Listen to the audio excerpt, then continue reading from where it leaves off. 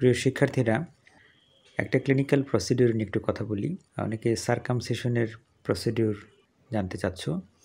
তো অ্যানাটমির ক্ষেত্রে আমাদের বেশি কিছু আমরা বলবো না, আমরা তো আর এখানে অপারেশন শিখতে যাচ্ছি না। তো এখানে স্কিন ইনসিশনটা আমরা বলবো। তো অ্যাকচুয়ালি সাদা রঙের এই অংশটা, এটা যদি পেনিস ইন্ডিকেট করা হয়, তাহলে এই সামনের দিকে এটা ডর্সাল সারফেস, আর এইদিকে এটা হচ্ছে ভেন্ট্রাল সারফেস।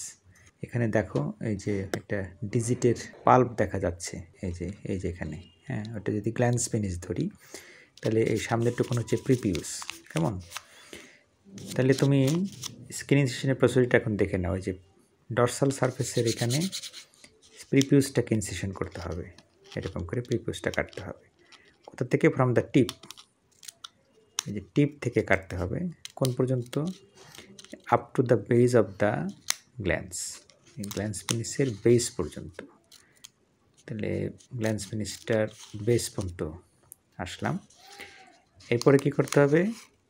এরপরে এই base of the glance penis থেকে সারকামফারেন্সিয়াল ইনসিশন করতে হবে, এরকম সারকামফারেন্সিয়াল, চারদিকে ঘুরবে ইনসিশনটা, তাই না? এই পাশেও তাই, এই পাশেও তাহলে ওই ঘুরে নিচ পর্যন্ত যাবে, এই ওকে।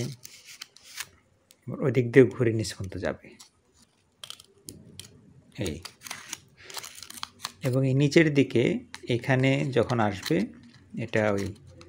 এটাকে বলে ফ্রেনুলাম, ঠিক আছে? ফ্রেনুলাম পর্যন্ত এখানে আসার পরে এখানে লাস্ট অ্যানাটমি যে বইটা আছে সেখানে বলেছে যে ওখানে ব্লিডিং কন্ট্রোল করতে হবে। কেমন? ওখানে ব্লিডিং কন্ট্রোল করতে হবে। এখন ইনসিশন খালি দিলেই হবে না, এখানে এই